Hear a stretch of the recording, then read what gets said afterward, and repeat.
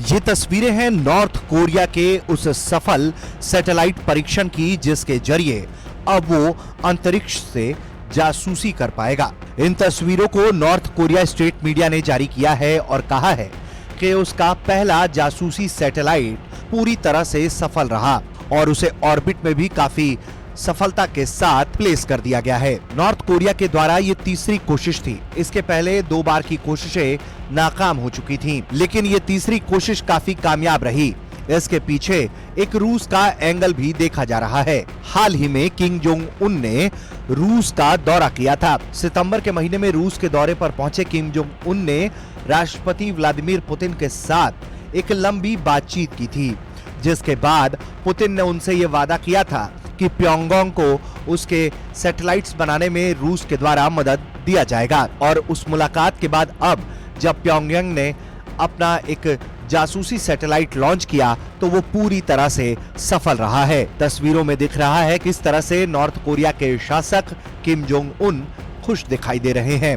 वहीं इस पूरी गहमा गहमी के बीच साउथ कोरिया ने नॉर्थ कोरिया के साथ 2018 में हुए मिलिट्री एकॉर्ड को रद्द कर दिया है। इसके बाद से नॉर्थ कोरिया का कहना है कि वो और भी ज्यादा मजबूत सेना और मजबूत हथियारों की तैनाती बॉर्डर के इलाके में करेगा। नॉर्थ कोरिया के डिफेंस मिनिस्ट्री ने कहा है कि वो तमाम सुरक्षा के लिहाज से कदम उठाएंगे जो उनके देश को सुरक्षित रख सके। हालांकि नॉर्थ कोरिया के इस कदम को देखते हुए अमेरिका भी काफी सजग था। अमेरिका ने अपना एक बहुत बड़ा जंगी बेड़ा वहां भेजा था। दक्षिण कोरिया में अमेरिका ने यूएसएस कार्ल विंसन को लगाया था, जिसके जरिए निगरानी और दूसरी चीजें की जा सकती हैं। लेकिन इन तमाम तरह की तैनातियों के बावजूद भी नॉर्थ कोरिया ने अपने जासूसी सैटेलाइट को सफल तरीके से लॉन्च कर दिया। इस लॉन्चिंग के बाद से अमेरिका काफी नाराज है और उसने इस कदम की आलोचना की है और उसने कहा है कि ये एक तरह से यूएन के सिक्योरिटी काउंसिल रिजोल्यूशंस का मजाक है। इस तरह के काम से लगातार नॉर्थ कोरिया आसपास के इलाकों में तनाव बढ़ाने का काम करेगा।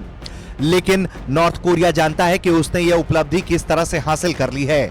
उसकी इस उपलब्धि के बाद से माना यह जा रहा है कि नॉर्थ कोरिया सिर्फ और बेहतर जासूसी ही नहीं करेगा, बल्कि साउथ कोरिया से लेकर जापान और अमेरिका तक अपनी निगरानी कुछ इतनी मजबूत कर सकता है जिसके जरिए उनके मिलिट्री ठिकानों पर वो सटीक निशाने भी लगा सकता है। इस कारण से भी पूरे इलाके में इस वक्त तनाव फैला हुआ है। कुल मिलाकर देखा जाए तो रूस और चीन का प्यारा नॉर्थ कोरिया अमेरिका को टेंशन पर टेंशन दिए जा रहा है और अमेरिका को टेंशन देने का मतलब है कि उसके जितने सहयोगी नॉर्थ कोरिया के आसपास हैं उनकी भी टेंशन दोगुनी हो जाएगी।